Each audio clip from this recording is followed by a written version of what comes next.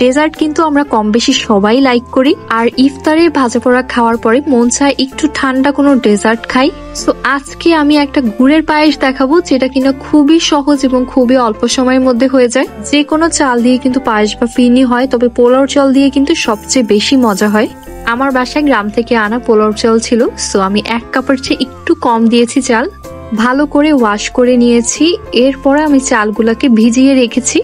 আমি প্রায় আধা ঘন্টার মতোই চালগুলোকে ভিজিয়ে রেখেছিলাম, এতে করে চালগুলো কিন্তু একটু সফট হয়।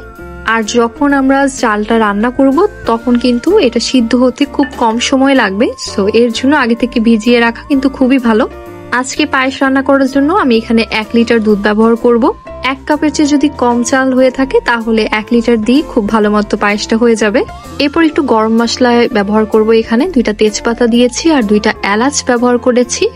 এরপর স্প্যাচুলা দিয়ে আমি এই দুধটাকে প্রায় অনেকক্ষণ একটু ঘন করার চেষ্টা করব। ভেজানো যে চালগুলো ছিল সেগুলো দুধে দেওয়ার আগে একটু কচলে নিব, এতে করে কিন্তু চালটা সিদ্ধ হতে একটু কম সময় লাগে আর পায়েসটাও খেতে কিন্তু বেশ অনেক ঘন হয়। অলরেডি দুধে 2বার বলক চলে এসেছিল, তো আমি এই পর্যায়ে কিন্তু চালগুলো দিয়ে দিয়েছি।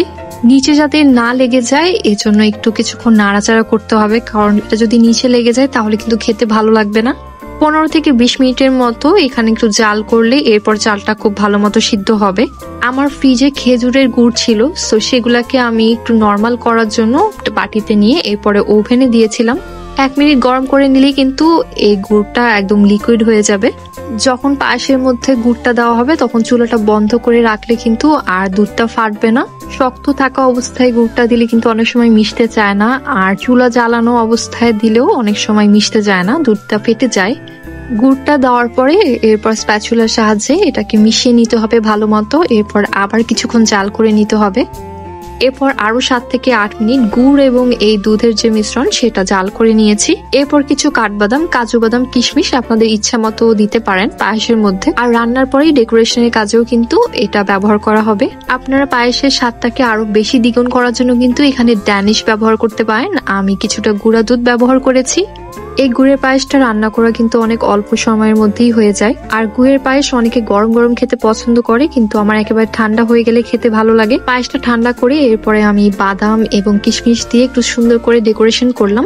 এই রমজান উপলক্ষে সেহরি এবং ইফতারের জন্য একটা রান্না বান্না সিরিজ থাকবে, যেখানে আমি শেয়ার করব আমি কি কি রান্না করেছি, কিভাবে রান্না করেছি এবং আরো অনেক কিছু। আজকের রেসিপিটা আপনাদের কাছে কেমন লেগেছে অবশ্যই আমাকে কমেন্ট করে জানাবেন। যদি ভালো লেগে থাকে আপনারা ট্রাই করলে অবশ্যই জানাবেন। আল্লাহ হাফেজ।